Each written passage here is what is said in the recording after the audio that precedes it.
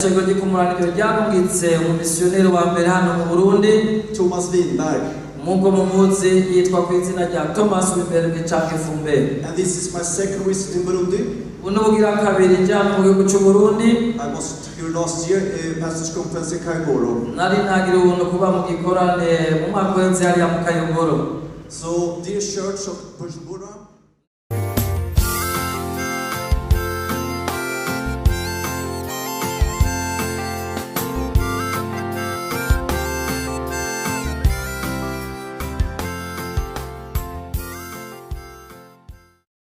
Amahoro.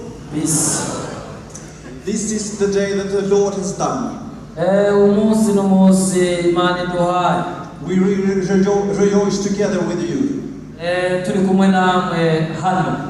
And as you heard, my name is Thomas. Kuko mwamaze kubyumva izina ryanje nitwa Thomas. And I'm senior pastor in the Pentecostal Church of Kumla.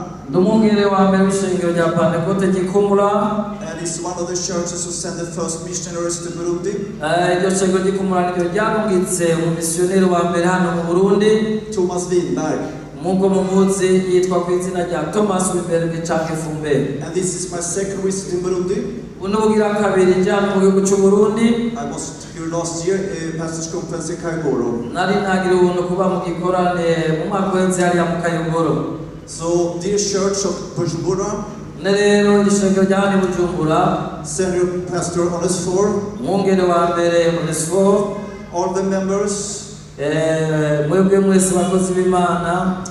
This is a blessed day that God has given you. Uno munsi udasanzwe uhezagiye Imana yaduhaye.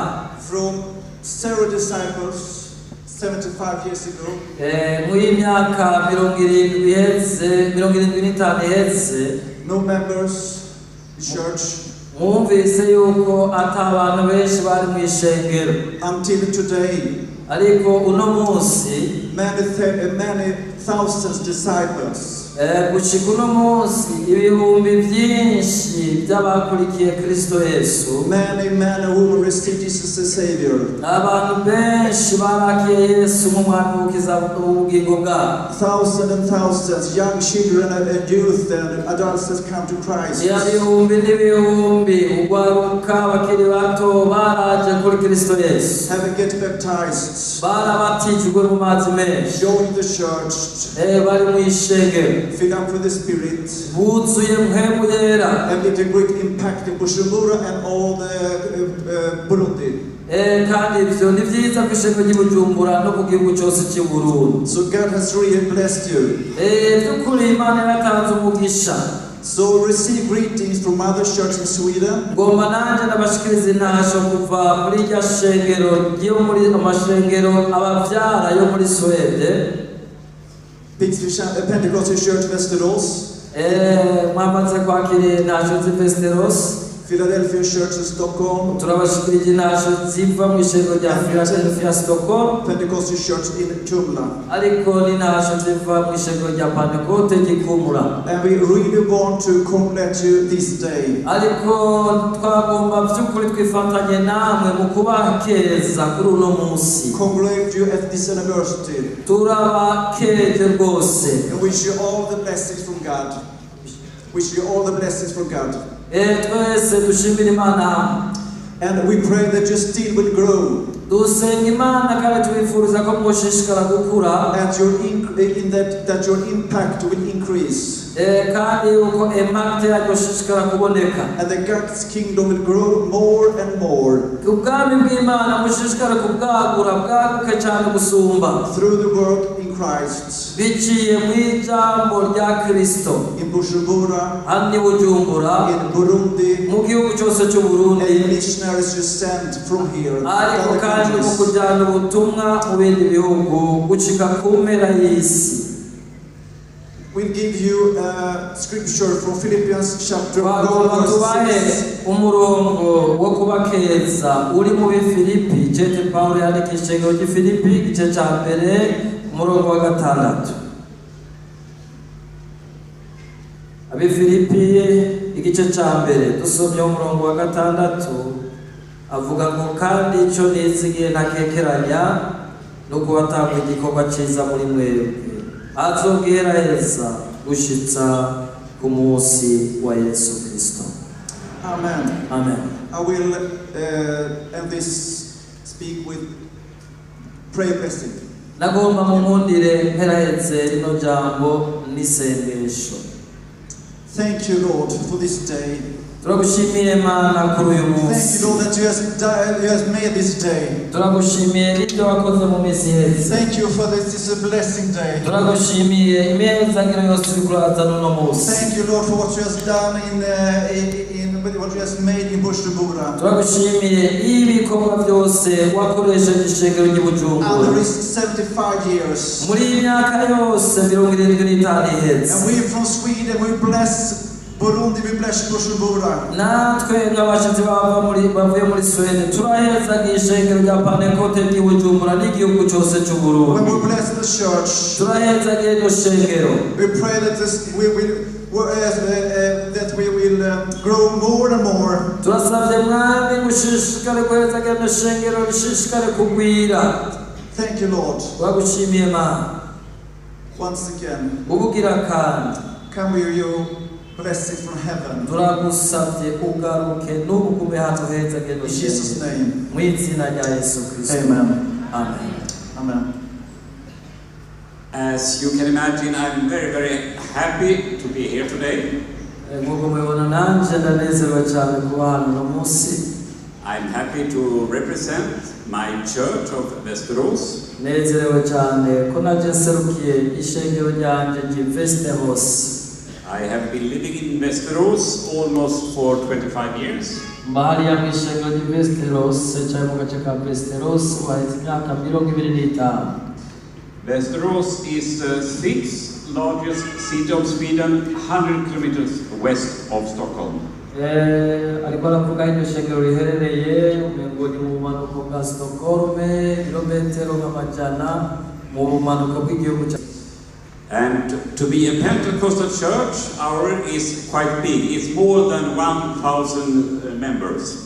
Ishengero rya Västerås rirafise abakristo barenga 1,000. And you are a lot more here, so you can imagine I'm a bit nervous. Ariko mwebwe hano muri benshi cyane Imana yabagiriye ubwo buntu. But the missionaries, Gösta and Vera Palmerch, as we saw in the film, they come to Bujumbura in 1949. Nk'uko twabibonye muri rya documentaire cyangwa ibyo bacishije ngaho ku byuma, abamisiyoneri ba mbere bashyitse ngaho mu 1948. And therefore, Bujumbura has a very special place in our church history and mind. Kandi kino kibanza cy'Ubujumbura gifise kahise kadasanzwe mu mitwe cyangwa mu byumviro by'abamisiyoneri. And we are very glad and happy for this invitation from the church to represent here. Turabashimiye cyane ko natwe mwadutumiye kugira ngo tuze muri bino birori duserukira ishengero ryacu. Greetings from the pastor from the old church in Västerås. Mwakire rero intasho kuva ku bapastori n'abakristo bose b'ishengero rya Västerås. And there is a special other greetings from my mother, Dagny Halldorf. Ariko cyane ndafise intasho z'umwihariko rya mama mbyara umupastori witwa Daniela Halldorf. When she was a student, from the beginning she was living in Lås in Sweden, and then she came to Västerås for studies. Mu ntango z'ubuto bwiwe yaba hariya mu buraruko bw'igihugu cya Swede, ariko ataramanuka kwiga amashure mu gice cyitwa Västerås. And this was in the 1950s. Ari mu ntango y'imyaka 1900. And Vera and Gösta Palmerch, they were in Sweden for a short break. Barakoranye na Gösta Palmerch kanya gatoya. And when they should return back to Burundi, there was all the youth people were celebrating with them. Baza mu Burundi rero hariho kwaruka rukiri rutoya. And in that time, my mother couldn't imagine that 10 years later she would arrive here together with my father Bengt. ariko kandi nyina wiwe ntiyumvira ko nawe azoronka umuhamagaro wo kuza hano mu Burundi mu nyuma. She is 89 years old. ubu afise 89. imyaka 89 y'amavuka. But he brings all the greetings to the church here in Bujumbura. ariko yarantumanye amaganuke kw'ishengero rya Bujumbura. And myself, I worked here for 3 years when the church was built. byo bwanje nabaye hano mu Burundi imyaka 3 igihe mwariko murubaka runo rusengero With CPBU here in Bujumbura. nakorana n'ishirahamwe ry'amashengero ya Pentecote mu Burundi CPBU ahandi Bujumbura. And as you imagine, I'm very, very glad to be here again. uko rero mu bica kuvyumva ndanezerewe cyane rwose kongera kugaruka hano no munsi. And with the new way of contacts, with telephones, with computers, ubu rero ubuhinga bwarateye imbere, mufise amatelefone, amamashini nyabwonko. I see the opportunity to have a closer connection between Bujumbura and Västerås in the future. nashoboye kugira ubuntu muri iyi minsi mike maze hano, nashoboye guhuza ibikorwa bimwe biri hano i Bujumbura n'ahari iwacu muri Sweden. Murakoze cyane cyane. Thank you so much.